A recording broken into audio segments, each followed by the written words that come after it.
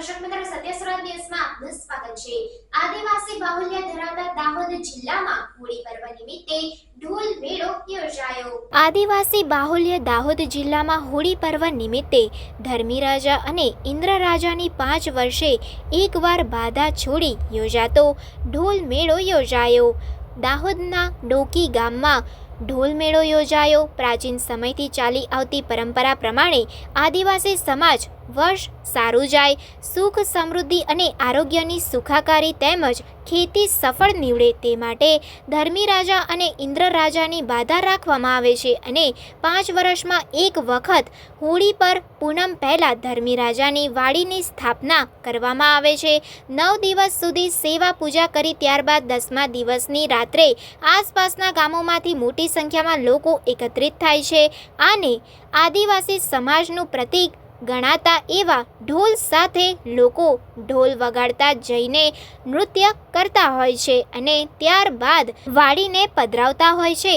આસ્થા અને શ્રદ્ધા સાથે જોડાયેલી આ પરંપરા પ્રાચીન સમયથી ચાલી આવે છે અને આજે પણ યથાવત જોવા મળી।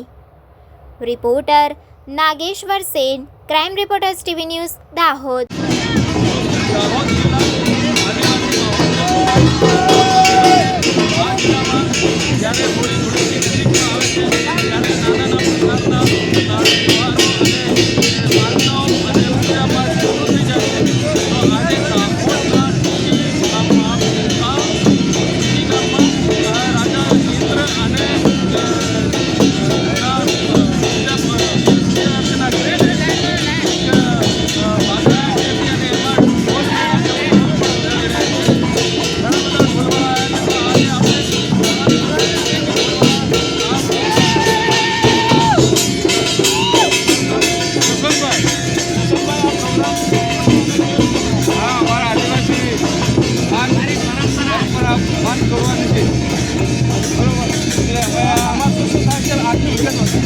આમાં ઢોલ વગાડવાનો, નાચવાનો અને અમારી રાખવાની આમાં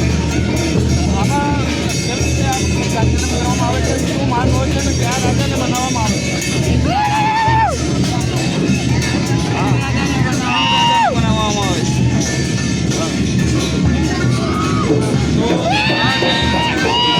રાજાને બનાવવા માટે આ લોકો ઢોલ વગાડે છે અને રાજાને બનાવે છે।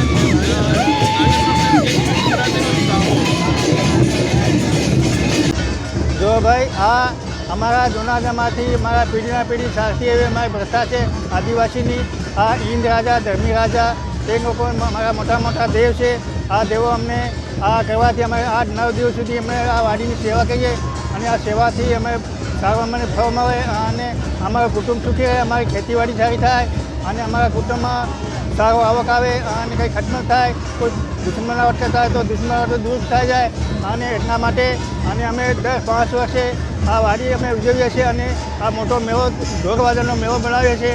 એટલે આ મેળામાં બધા લોકો આવે અને ખુશી મજા કરે તો એ બધા ખુશી મજા કરે તો અમારા કુટુંબમાં બધી ખુશી મજા થાય। એટલા માટે અમે વાડી 5 વર્ષે બનાવીએ છીએ અને એમને સારી રીતે વિધિ કરીને અમને સારી રીતે પાણીમાં પધરાવીએ છીએ। આપનું નામ? ભાસિનભાઈ છત્રાભાઈ બાભોર।